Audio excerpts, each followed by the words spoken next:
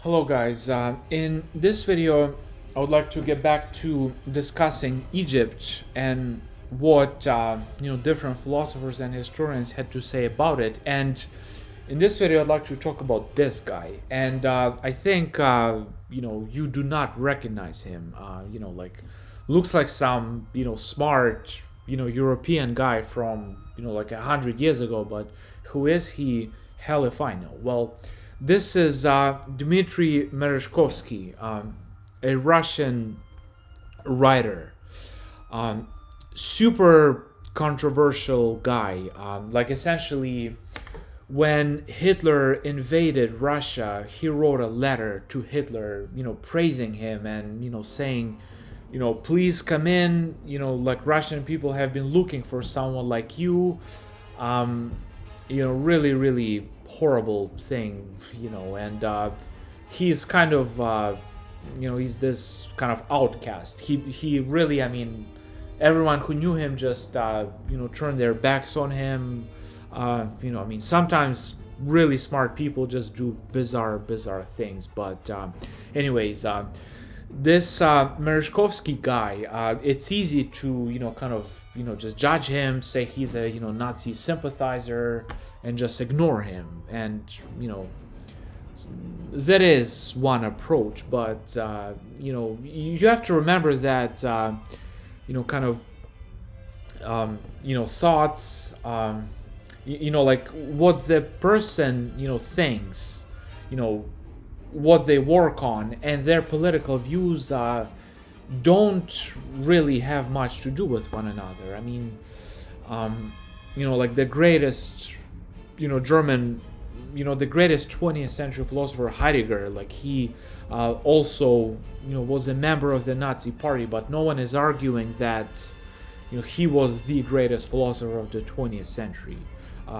You could argue that Wittgenstein was, but both were the greatest. So yeah, like it's just I think it's kind of a good idea to just investigate what this guy had to say about Egypt, and not just discard him before you even get to check him out, because he said some really interesting stuff about Egypt.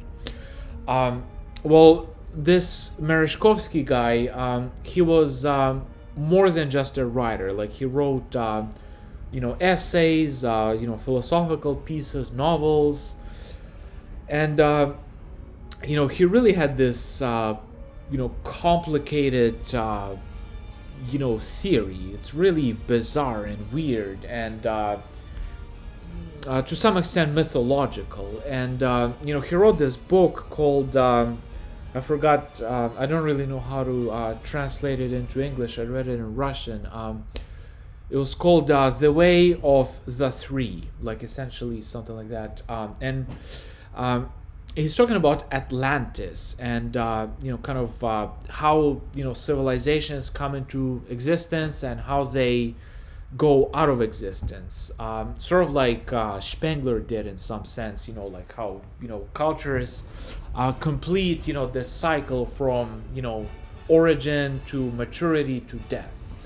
And for him, he actually literally believed in the Atlantis story, and he kind of thought of Egypt as the very end of any civilization possible. Like to some extent, Egypt was way older than we are, because all civilizations they kind of come and go, and Egypt existed at the same time as Atlantis. Like when, and by the way, for him, the flood was much greater than just Atlantis. Like the whole, much of the world was, flooded, and Egypt kind of partially survived. So Egypt saw the very end, like saw the apocalypse, and Egypt is what is in store for us. Like the whole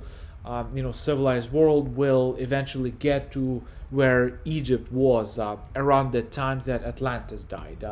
I know it's a pretty kind of wacky theory, you can say, pretty controversial. The guy himself is controversial because, like I said, he was a Nazi sympathizer, which is not a good thing for sure. So yeah, that's what he had to say about Egypt.